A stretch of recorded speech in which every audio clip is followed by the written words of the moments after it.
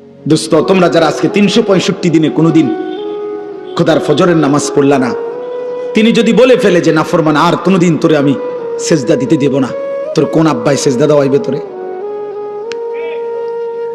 এই নাফরমান, গত 1 বছরে যে কোনোদিন 5 ওয়াক্ত নামাজ পড়ো নাই, আল্লাহ যদি বলে যা আর কোনোদিন তোকে সেজদা দিতে দেব না, যা। নূহ নবীরে বলছে যে আপনাকে না বললাম আপনি নবী, আপনি ভুল করছেন কেন? আপনারা না বলছি, এই নবী তোমাকে না বলছি আমি আর কাউকে ঈমান দেব না, আবার বলছো কেন? কোরআনুল কারীমের মধ্যে আছে বাপ, নূহ নবীর মতো নবী 950 বছর যে আল্লাহর দিকে ডাকছে মানুষকে, সেই নবী এবার আবার হাত তুলে বলছে আল্লাহ আমার ভুল হয়ে গেছে, আমি বিষয়টা বুঝি নাই, আমি সন্তানের অস্থিরতায়, আল্লাহ আমি আপনার ফয়সালার কথা আমার মনে নাই, আমার সন্তান জাহান্নামী হবে, এটা আমারে পাগল বানায় ফেলছে, এটা আমারে অস্থির বানায় ফেলছে, আমারে ভুলায় দিছে আপনার কথা, আপনি আমারে মাফ করে দেন। ওয়া ইল্লা তাগফিরলি ওয়া তারহামনি আকুন মিনাল খাসিরিন। আয় করিম, আপনি যদি আমারে মাফ না করেন, দয়া না করেন, আমি নবী হয়েও ক্ষতিগ্রস্তদের অন্তর্ভুক্ত হয়ে যাব। চলো আব্বা, আমি শুধু একজন বক্তা ওয়াজ করতে আসছি এজন্য না, এই জন্য মনে করাইতে আসছি, ভোট চাইতে আসি না, ভোট চাইতে না, আখিরাত মনে করাইতে আসছি। এই 3টা উদাহরণ দিলাম। নবী সাল্লাল্লাহু আলাইহি সাল্লামের হাত নামায় দিছে, ইব্রাহিমের হাত নামায় দিছে, নূহের হাত বলে না কেন? তার চাইতে দামি এখানে কে? এই সৃষ্টিতে কে? আগামীতে আসবে কে? এবার আন্দাজ করেন, আল্লাহ আমারে আপনারে আমাদেরকে যাদেরকে ঈমান দিছে, আমরা কালেমা পড়তে পারি, আমরা শুনছি আমরা মুসলমান, আমাগো আব্বা মা মুসলমান, এই নিয়ামতের কি পরিমাণ কদর করা উচিত, কদর করা উচিত। এই জন্য বললাম রে ভাই, হেদায়েত কার হাতে? ফয়সালা কার হাতে? সর্বশ্রেষ্ঠ রাসূলের হাতেও না, তো বক্তার হাতে তো বেলে নাই, বক্তার তো সেই হিসাবে কি নাই, বেলে তো নাই। আচ্ছা, এর উল্টা আরো 3টা উদাহরণ দেই, দেখেন আরো সহজ, এটাও লম্বা না, 3টা আবার বিকল্প উদাহরণ দেখেন, আপনি আরো মজা পাইবেন। এই 3টা উদাহরণ আপনি দেখেন, বাপ ফুত 2 জন, ফুতের বয়স মাত্র 12 বছর, বাপে ফুতেরে বলল আমি স্বপ্নে দেখছি আব্বা তোমার আমি আল্লাহর জন্য জবাই করতেছি। তোমার 12 বছরের ছেলে কয় আব্বা আমি রাজি। এত অল্প বয়সে রবের জন্য জীবন দিতে হবে, এই বুঝেই ফোলা বুঝলো কেমন?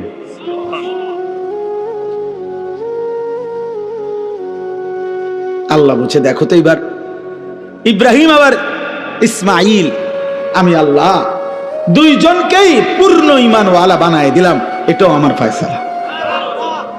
আচ্ছা, এবার আবার শুনেন, 10 বছরের একটা ছেলে, সে 10 বছর বয়সে বাড়ির থেকে তার ভাইরা তারে বাইর করে দিয়া কূপে ফেলে দিছে।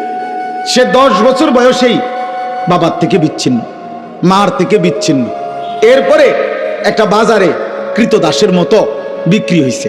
একটা বাড়িতে যারা সবাই ছিল মূর্তি পূজক, যারা সবাই প্রতিমার পূজা করত, এই মূর্তি পূজক ফ্যামিলিতে এই ছেলেটা 10 বছর বয়স থেকে বড় হয়েছে, যেখানে তার মা নাই, বাবা নাই, দাদা নাই, দাদি নাই, নানা, চাচা, মামা, ফুফা কেউ নাই, ইমানের কোনো পরিবেশ নাই, কেউ নাই, একটা মানুষ তাকে লা ইলাহা ইল্লাল্লাহ শোনাবে এমন কেউ ছিল না যার। কিন্তু 10 বছর বয়স থেকে কুফুরির ঘরে বড় হয়ে এই যুবক যখন প্রাপ্তবয়স্কে এক সুন্দরী রমণী তাকে যখন জিনার জন্য ডাকছে, যুবক তৎক্ষণাৎ আল্লাহকে ডাক দিছে। কে তারে শিখাইলো? মালিক। ক্বালা মাযাল্লাহ। জুলাইখার আমন্ত্রণে ইউসুফ চিৎকার দিয়ে বলছে আমি আল্লাহকে ভয় করি, আল্লাহর কাছে পানাহ চাই। ইন্নাহু রাব্বি আহসানা মাসওয়াই, আমার সেই আল্লাহ যিনি আমাকে জন্ম থেকেই পর্যন্ত বড় উত্তম ভাবে লালন পালন করেছেন। ইন্নাহু লা ইউফলিহুজ জালিমুন। ইউসুফ আলাইহিস সালাম জুলাইখাকে মোট 3টা কথা বলছে। 1 নাম্বার বলছে, জুলাইখা তোমার এই হারাম প্রস্তাব থেকে আমি আল্লাহর পানাহ চাই। 2 নাম্বারে বলছে, জুলাইখা আমার আল্লাহ আমারে বড় বেশি যত্ন করে লালন পালন করেছে জুলাইখা। 3 নাম্বারে বলছে, ইন্নাহু লা ইউফলিহুজ জালিমুন। জুলাইখা কিয়ামত পর্যন্ত মনে রাখবা, কোন পাপী, কোন নাফরমান আল্লাহর অবাধ্য বান্দা কখনোই সফল হয় না। কে তারে এই বুঝ দিল? কে? বুঝছেন উনি কে? ইউসুফ। আরেকজন সে হলো যে ছোট্টবেলায় জন্মের পরেই কোলে বাচ্চা, কোলে দুধ পান করা অবস্থায় আল্লাহর হুকুমে তার মা তাকে কুয়াত পানি ফেলে দিছে। বাক্সতে ভরে কি করে দিছে? পানিতে ফেলে দিছে। তাইলে এই বাক্সতে ভরে পানিতে ফেলে দেওয়ার পর থেকে তারে, এই বাচ্চাটাকে আল্লাহ চিনাবে কে? আখেরাত চিনাবে কে? তাকে নেককার চিনাবে কে? কিছুই জানে না। তাকে আল্লাহ তাআলা পৌঁছায় দিছে এমন এক ঘরে, যেই ঘর শুধু কুফরের ঘর না, কুফরের সর্দার, কুফরের সবচেয়ে বড় দাবিদার, খোদা দাবিদার বেঈমানের ঘরে, ফেরাউনের ঘরে বড় হইছে, ফেরাউনের ঘরে, বেঈমানের ঘরে, খোদা দাবিদারের ঘরে। কিন্তু সেই ঘরে এই কোলের বাচ্চা বড় হইয়া আগামী দিনে এই বাচ্চাই রাসূল হয়ে গেছে। আসমানওয়ালা বলেন, আমি বানাইছি, আমি ফেরাউনের ঘরে তারে আল্লাহ চিনাইছি, আমি জুলাইখার ঘরে তারে আল্লাহ চিনাইছি। সুবহানাল্লাহ, সুবহানাল্লাহ। এই জন্য দোস্ত এই তিনটা 6টা উদাহরণ দিলাম। মূলত হেদায়েত কার হাতে? ফয়সালা কার হাতে? পরিবর্তন কার হাতে? কিশোর ভাই, যুবক ভাই, বয়স্ক ভাই, পর্দার আড়ালের মা বোন, প্রত্যেকে আপনাদের সবার কাছে আমার অনুরোধ, আমি আর লম্বা করতে চাই না। লম্বা করা যাইতো কিন্তু উচিত না, কারণ আশপাশের বাসাবাড়ির মানুষ, তাদের ঘুমের সময় কষ্ট হয়। যত কিছুই আপনারা বলেন, আপনাদের ভাল লাগলেও কিন্তু ঘরওয়ালাদের কষ্ট হয় ভাই। মাইকের আওয়াজ কষ্ট পায় মানুষ, অনেকের ঘুমের কষ্ট হয়, ক্লান্ত মানুষ, মহিলা অসুস্থ, বাচ্চা। এই জন্য খুব রাত করা আসলে ইনসাফ না, খুব রাত গভীর করা উচিত না। এই জন্য আমি আপনাদের কাছে, এই যুবক ভাই, তোমাদের সবার কাছে অনুরোধ করছি, ভাইয়া জীবনটা সুন্দর করো। আল্লাহ নিজের হাতে ঈমান দিছে। আব্বা, তোমারে মা বাপ মুসলমান দিছে। যারে আল্লাহ ঈমান দেয় নাই, সে আল্লাহ চিনে নাই, তার দুর্ভাগ্য কিয়ামতের দিন দেখবে। আরে দুনিয়ায় যারে আল্লাহ একটা বাচ্চা দেয় নাই, ওই মা বুঝে দুনিয়া কত কষ্ট, ওই বাবা বুঝে দুনিয়া কত কষ্ট। অতএব আমি অনুরোধ করলাম, এই রাত গভীরে এবার আমি আয়াতগুলোর তর্জমা বলি শেষ। তাইলে আমার কথা, আমাদের প্রত্যেকেই শুধু আয়াতের তর্জমা বলার আগে 30 সেকেন্ড আপনারা প্রত্যেকে নিজ নিজ জায়গায়, আমিও, আপনারাও ভাববেন শুধু একটা জিনিস, যে চোখ বন্ধ করে দেখবেন। 30 সেকেন্ড শুধু একাকী নিজের কল্পনা করবেন যে আমি এখন যে অবস্থানে আছি, আমার জিন্দেগির গুনাহ বেশি নাকি নেকি বেশি। বুঝেন না হিসাবটা? এরপরের সেকেন্ড কল্পনা করবেন, আমি এই মুহূর্তে যদি আল্লাহর সামনে দাঁড়াই আখিরাতে, আমি আমার মালিকরে কি বলবো? কোন তার এই 30 সেকেন্ড কোন? আপনি বন্ধ করেন, চোখ বন্ধ করেন।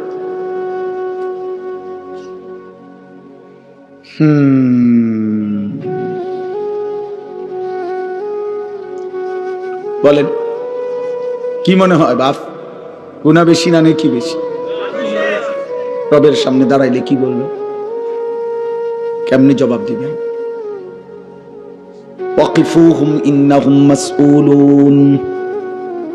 কোরআনুল কারীমের মধ্যে আছে, আল্লাহ হাসরের ময়দানে ফেরেশতাদেরকে বলবেন, আমার একজন একজন বান্দাকে এনে আমার সামনে দাঁড় করাও, আমি আল্লাহ এই মুহূর্তে একজন একজন করে আমি নিজেই জিজ্ঞেস করব। আমি জিজ্ঞেস করব, আল্লাহ জিজ্ঞেস করবেন। আল্লাহ, আমার কাছে কিতাব আছে, ওয়াজাআত সাকরাতুল মাউত বিল হক, এই কিতাবে লিখছে একজন বড় বুজুর্গ আলী ইবনুল ফুজাইল রাহিমাহুল্লাহ, এই বড় বুজুর্গ একদিন রাত গভীরে এই আয়াত এটা পড়তেছিলেন তাহাজ্জুদে, ওয়াকিফুহুম ইন্নাহুম মাসউলুন। আল্লাহ বলবেন একজন একজন করে আমার সামনে দাঁড় করাও, আমি আল্লাহ আমি নিজে জিজ্ঞেস করব, আমার বান্দাকে বান্দা আমার 60 বছর আমারে ফিরিয়ে দাও, আমার নিঃশ্বাসের হিসাব দাও, আমার খাবারের লোকমার হিসাব দাও, আমার আলো অন্ধকারের প্রতি সেকেন্ডের হিসাব দাও। এই কথাইটা উনি ভাবতেছিলেন আর মনে মনে ভাবতেছিলেন, হায় আমার রবের সামনে আমি কি বলবো, আমি কি বলবো, আমি কি বলবো। খোদার কসম এই কিতাবের মধ্যে আছে, এই কথা ভাবতে ভাবতে উনি বেহুশ হইয়া পড়ে গেছেন, আর হুঁশ ফিরে নাই, উনি ইন্তেকাল করছেন, উনি মৃত্যুবরণ করেছেন। যে হায় আমি আমার মালিকের সামনে কি বলবো, আমি আল্লাহর সামনে কি বলবো, আমি আল্লাহর সামনে কি বলবো। ওয়ালাউ তারা ইদিল মুজরিমুনা নাকিসু রুউসিহিম ইনদা রাব্বিহিম, আল্লাহ বলে বন্ধু সেদিন আপনি দেখবেন সমস্ত পাপী নাফরমান ঘৃণায় লজ্জায় অপমানে মাথাটা নিয়ে আমি আল্লাহর সামনে দাঁড়িয়ে আছি, অপমানে মাথা তুলে তাকাইতে পারবে। আল্লাহ কোরআনে বলছেন আয়ুদাউনা ইলাস সুজুদি ফালা ইস্তাতিউন, কিয়ামতের দিন হাসরের ময়দানে ফেরেশতা নাফরমান বান্দাকে ডাক দিয়ে বলবে, হে নাফরমান, মোট সারা জিন্দেগীর এত লক্ষ সেজদা তোমার মোট ছুটে গেছে, এখন দাও। আয়ুদাউনা ইলাস সুজুদ, সেজদা করার জন্য নাফরমানকে ডাকা হবে। আল্লাহ বলেন ফালা ইস্তাতিউন, 100 বার লক্ষ বার কোটি বার চেষ্টা করে বেঈমান আর একটা সেজদা দিতে পারবে, আর কোমর ভাঙবে না, আর হাঁটু বাঁকা হবে না, আর কোনোই ভাঙবে না। আল্লাহ বলেন খাশিআতান আবসারুহুম, নাফরমান তখন মাথা নুয়ে ফেলবে, তার হাকুহুম জিল্লা, লজ্জা আর অপমান তাকে ঘিরে ধরবে।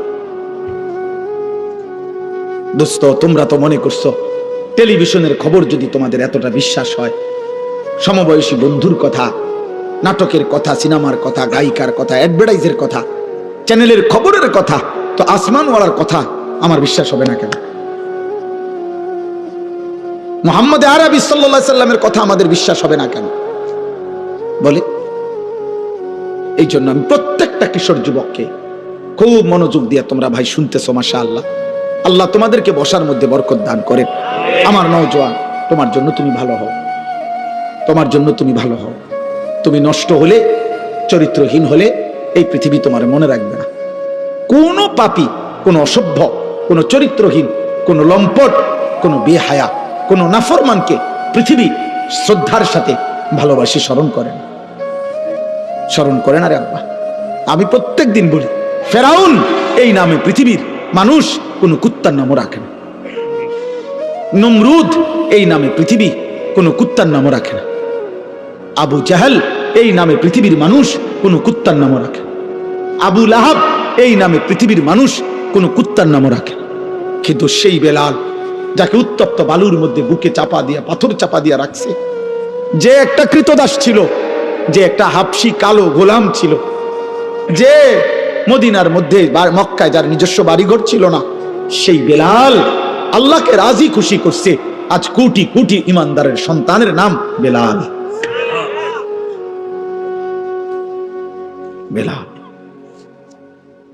অতএব ইমানদারের নাম থাকে, সেজদাওয়ালার নাম থাকে, বন্দিগিওয়ালার নাম থাকে। ওই যে দেখেন, ওই বাচ্চা দেখেন, ও কি পরিমাণ আদরে আছে, দেখেন, এই দেখেন বাচ্চাটাকে, ও কি পরিমাণ আদরে আছে। এই আপন ভোলা বাচ্চা, এইভাবে প্রতিটা বাবা, প্রতিটা মা, প্রতিটা অভিভাবক কি পরিমাণ আদরে যত্নে, কি পরিমাণ সোহাগে মায়ায় বাচ্চা কাচ্চাকে আগলাইয়া রাখে। মা 2টা বছর দুধ পান করাইতে কতবার গালে মুখে চুমা দিছে। একজন মা তার বাচ্চাটাকে কত মহিলার কাছে, কত পুরুষের কাছে কোলে তুলে দিছে। দাদি, নানি, চাচি, মামি, ফুফির, খালার কুলে ওরে দোয়া করে দেন, ওরে হাত মুছে দেন, আল্লাহ যেন ওরে মানুষ করে, মানুষ করে, মানুষ করে। বাবাই কতবার বলছে, হুজুর আমার ফুলাডারে দোয়া করে দেন, দোয়া করে দেন। এত আদর, এত ভালোবাসা, এত দোয়া, এত আশীর্বাদ, এত হাত মুছে দেওয়া, এই সব কিছুর পরে যুবক আজ 16 বছর বয়সে তোমার বাবা, তোমার মায়ের এত ভালোবাসা, এত মায়া, এত দোয়া বিনিময় তুমি শুধু উলঙ্গ ছবিয়ে দেখো, নর্তকী দেখো, মোবাইলের জিনা ব্যভিচারী দেখো, এক ওয়াক্ত নামাজ পড়তে চায় না, একদিনও না, কোনোদিনও ফজরের নামাজ পড়লা না। হায় রে মুসলমানের সন্তান, এমন বদনসিব কেমনে হইলি বা, এমন দুর্ভাগা কেমনে হইল? এমন মালিক তোরে কে বুলাহে দিল রে বাবা? এমন সৃষ্টিকর্তা কেমনে ভুলে মানুষ? এমন মেহেরবান রব কেমনে ভুলে গেলি বাবা? বলেন, আফসুস করা উচিত, আফসুস, আফসুস করা উচিত। চলেন তর্জমাটা দেখেন।